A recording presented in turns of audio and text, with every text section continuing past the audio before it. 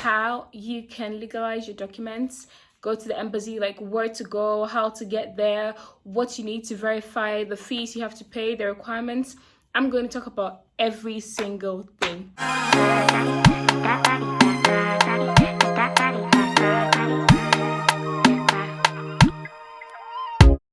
Hi guys, and welcome back to my channel. It's your girl Benis, and I'm back in with another video.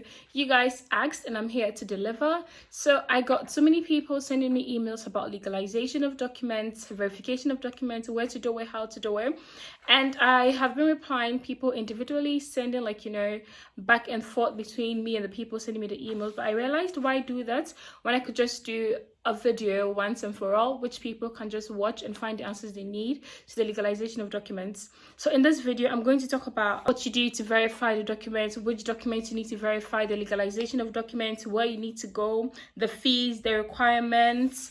And some people asked if you have to show up yourself, all those kind of things. I'm going to talk about everything today. So after you watch this video, you know what you're supposed to do after you apply for a school and you're called to the embassy. Okay, so the first thing I'd like to start with is that there is no Austrian Embassy in Ghana. So if you're a Ghanaian and you want to go through this process, you'd have to go to Abuja, Nigeria.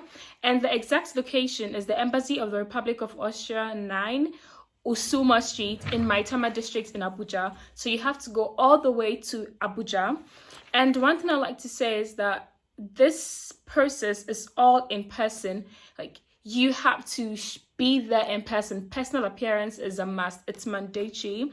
Unless, for example, it's a family of 7, then one person can go with all the documents to represent the entire family. And I also read somewhere that if you're in Ghana, you could also go to the VFS to submit your documents there as well. I would like to move forward with the verification of documents. What documents do you need? What do you need to provide? So what to provide for your appointment at the embassy. First of all, there is a questionnaire online that you have to fully fill.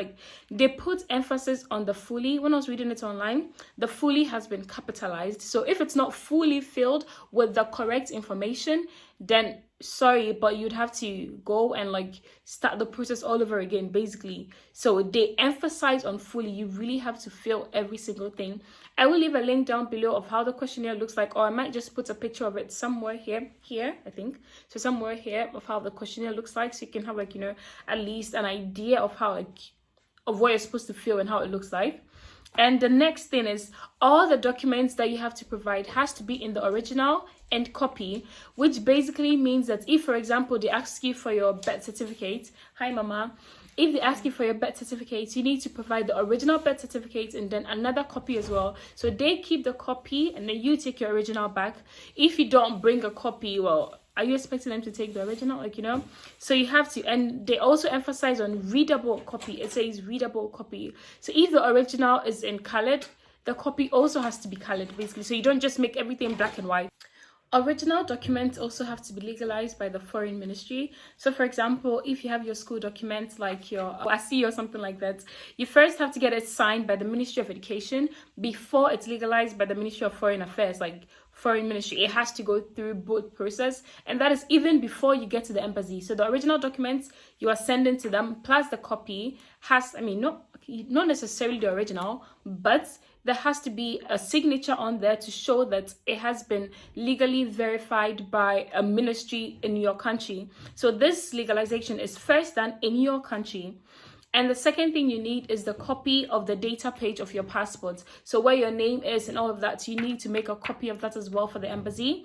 And then you need a police character certificate. Obviously, if you want to travel, you need to show that you don't have a criminal record in your country. And it says that the verification process when you send it to the embassy takes 8 to 12 weeks, and the legalization takes 1 day. So when you come in, you also need to have the exact amount you need for your verification and legalization fee. So you pay separately for this as well. And one thing I'd like to add as well is that the verification is different from the legalization. And over here, I read that the verification fee, or starting from the 1st of March 2024, which is basically a few weeks ago, they only take in euros now. So you cannot pay in naira anymore. Before, it used to be in naira. When my family and I were coming here, we paid in naira. but now they are taking it just in euros.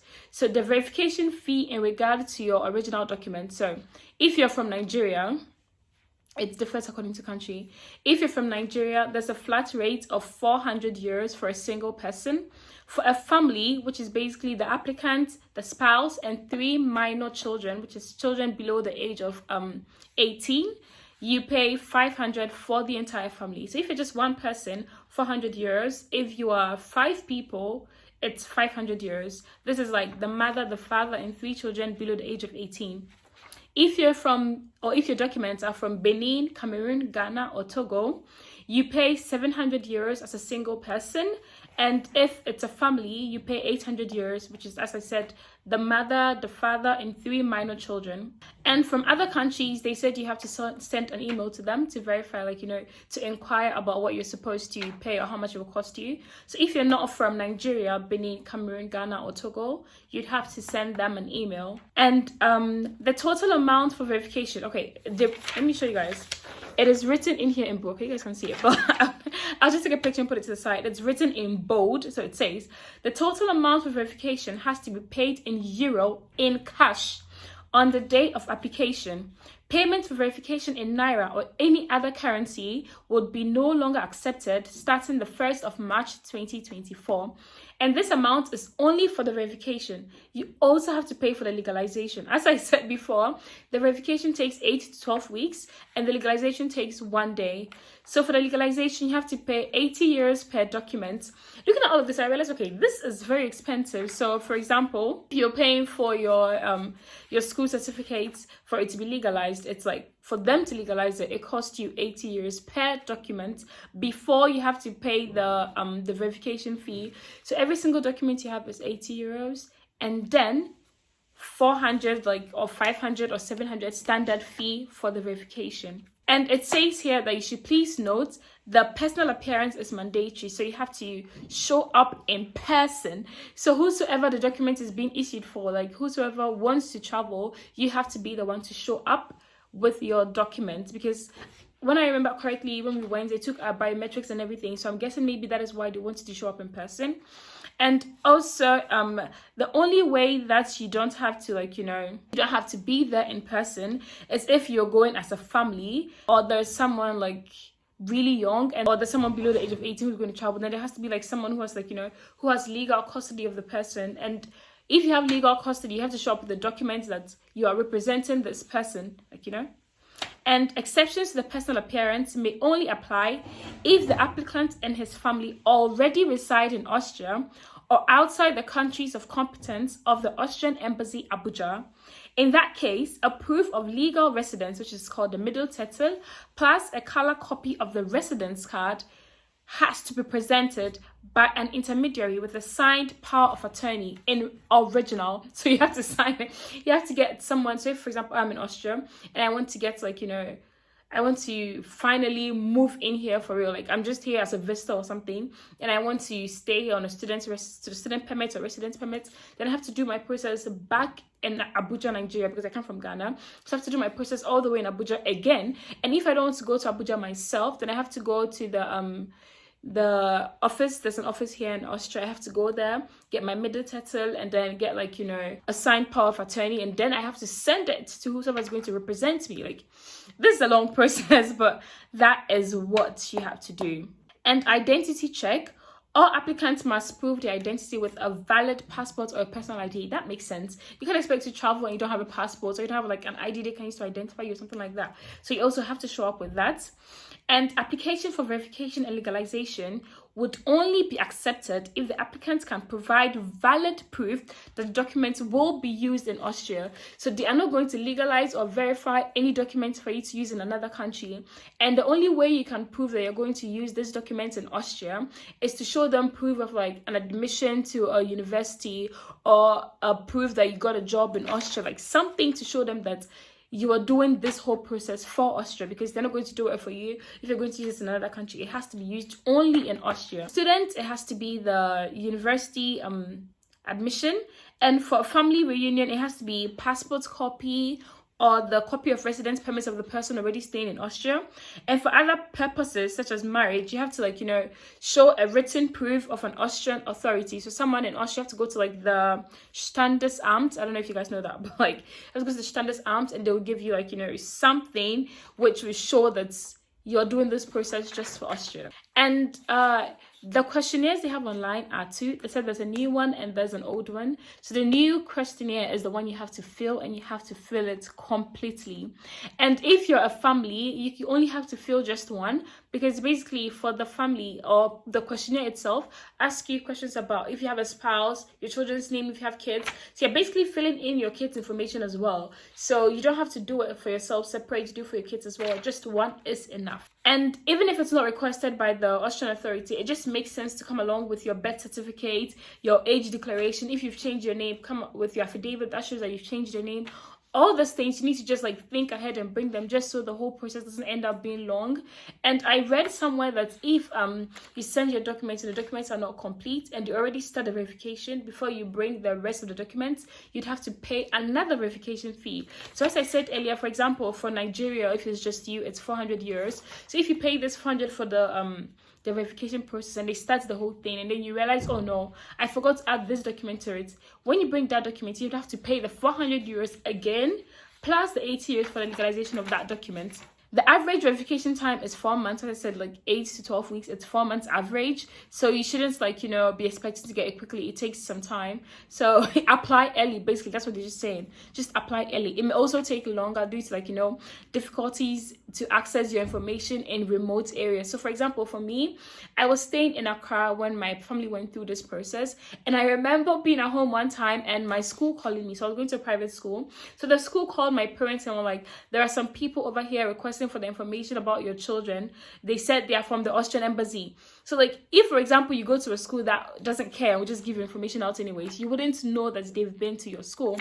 But for me, the school called my parents to ask if it was okay to give our information out. So that's how we knew that they were in the verification process. They were actually like going places to check to make sure that who you say you are, that's who you are. So if you lie, just make sure that whatever you write on the questionnaire, that is what it's actually on every single paper. Go wherever you have to go, change whatever information you have to change to make sure that it goes exactly with whatever is written on the questionnaire. If not, that's just an automatic fail. You will just not get the visa. That's just there. And once the verification process is complete, you'll be informed. Most of the time they call, if I remember correctly, I think that's what they did. They called us. So the verification process is when they they find out if you are worthy of getting their visa. And after they decide that, okay, everything you said about yourself is true, they will call you, they will inform you that, okay, we verified it, you can come to us, it's positive, you can come to us. Then you have to go to the embassy for the legalization of your documents. So the verification happens before the legalization, which means you first pay that 400 or the 700 if you're from Ghana, Cameroon, or Togo. You first pay that amount before they go through that whole process for you. So if it's a negative, well, that money is lost. If it's a positive, then you come, and for every single document you have to legalize before you travel, it's 80 euros. I was going to say $80, it's 80 euros. And if you keep sending them messages about like inquiries about the verification status, it says here that they would not answer any email you send them concerning that until the 4 months of the verification process, when they have verified everything and they have an answer for you if it's positive or negative.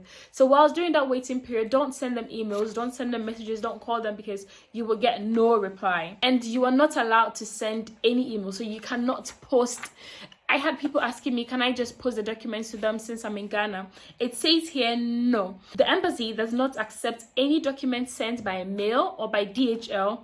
After legalization, the embassy also does not send back any documents to places within or outside of Nigeria. So whatever documents they take, they do not send it back. Keep this in mind, which is why you need an original and a copy, because they would not send the documents back.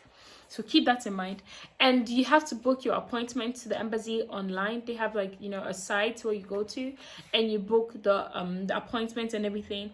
I will post the link down in the information section. So if you want the link to where I found all this information, it would be right there. If you want the link to the questionnaire, it will be there as well. So every single thing, every information I found, I'll put it there. And also the location to the embassy, for those who won't be able to find it in Abuja, I'll have the location down as well. And the last thing they say over here, applicants from Ghana and Cameroon may also hand in their documents at the VFS offices in Accra or Yaoundé. I don't know how this process works because that was not the process I went through. For me, my family went all the way to Nigeria to submit all the documents. We went there, I think, like a total of 3 times. So we went there, came back to Ghana, went again, came back to Ghana. And then when our visa was ready, we went back again. So, like, yeah, that was what we went through. But obviously, not everyone can afford to go back and forth to Nigeria, like, you know, that often. So it would make sense to read a bit more into the VFS to see how that works and how you can do that. And here, the last thing it says in bold on my paper, it says, the embassy will not copy documents and will not accept incomplete application sets. If an application does not meet the above mentioned criteria, it will be considered inadmissible and a new appointment will have to be booked. New appointment being booked means a new verification cost, legalization costs. So keep that in mind and make sure that even before you go to the embassy, you have all your documents ready. I hope this video is helpful. I hope it helps you a bit. If you enjoyed watching this video and if you want me to make more, you have more questions you want me to answer, don't forget to click on the subscribe button, like this video, comment down below what you want me to do. If you think it's also better for you to send me an email, of course, send it. It does take me a while to reply my emails as I'm also a university student and I do get busy, but I try my best to reply as often as I can. So do send it, and you might be lucky that the day you send it is the day I'm replying emails. So yes, thank you guys so much for watching. Till next time, it's your girl Benis. Bye.